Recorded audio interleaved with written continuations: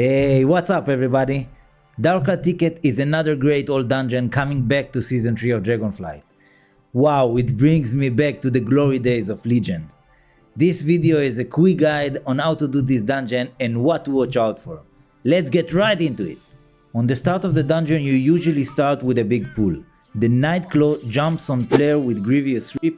Healer has to heal the player above 90% to remove this bleed. Make sure to interrupt the Screecher's Screech. Try to finish the Grizzly before you have too many stacks of Maddening Roar.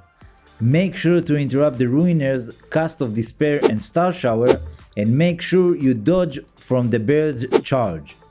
You can skip the two bears, but if you decide to take them, nuke one as fast as possible to avoid stacks. First boss is Archdruid Gladelis. He leaps on the farthest player, leaving a dot. Heal above 90% to remove the bleed, use defensive if needed. Primal Rampage deals massive damage in a cone and then he charges forward, don't be in his line. The tank should try and stand with his back against the wall to prevent the knock and then move from the charge. Nightfall summons heads that corrupt the area, try to manage the space of the room.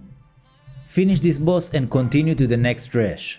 The Dryad likes to jump all over the place. Try to control her movement and dispel Poison Spear if you can. Make sure you target the Keeper and finish him off as quick as possible. He will heal the little flowers for 5% every 1 second. Move from the mushroom on the ground, if you don't, you probably will die. The Dwellers target a random player and will try to fear them with Tormenting Eye. This cast hurt a lot, so make sure you interrupt it quickly. Finish them and awake the second boss, Oakheart. Try not to walk over the roots on the ground or you will stay rooted until destroyed. When the boss casts Uproot, it will summon heads from those roots. Try to be close to the boss to stack the heads and DPS them down. Don't be in front of him to avoid his frontal.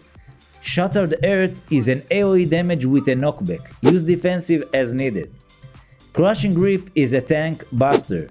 Both the healer and the tank should keep close eye on this ability. After the boss you reach this bloody path. The slimes explode when you kill them and deals high amount of AoE damage. The big elemental casts Blood Bomb. Move from the affected area. Make sure you dodge from the charge. Tank, try to position him in a way that charges the wall. When he dies, 4 small elementals will spawn. Interrupt them and finish them off.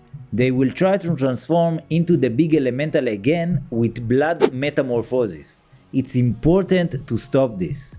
Try to avoid the second elemental if you can, it's a big time loss and you probably don't need a count. Third boss is pretty simple but can be hard on high keys due to the high damage the group takes. Keep in mind that the tank can walk over the eggs on the side if it helps with single target for one of the DPSers. Make sure you move from the frontal Breath of Corruption. Earthshaking is a massive AoE damage on their group, which leaves a falling rocks on random player. Pop defensive on this. On Downdraft, try to be close to the boss to reduce the pushback and avoid stepping on unnecessary eggs. Finish the dragon and move to the last part of the dungeon. The trash in this area is hard and require a lot of interrupts. Make sure you use your stuns.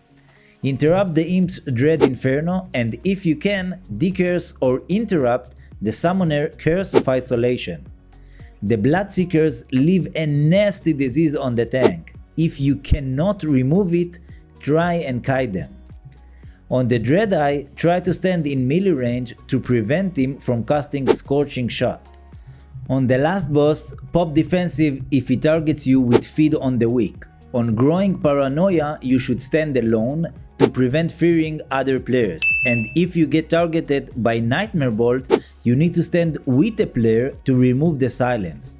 Festering Rip is a dot on a random target that the healer can dispel. On 50%, the boss casts Apocalyptic Nightmare, damaging all players with fire damage. Definitely pop defensive on this cast. Keep in mind that if the fire on the ground hits the boss, he gets increased damage dealt and this effect stack. After you defeat him, make sure to check the rest of my guides. Thank you for watching. Peace.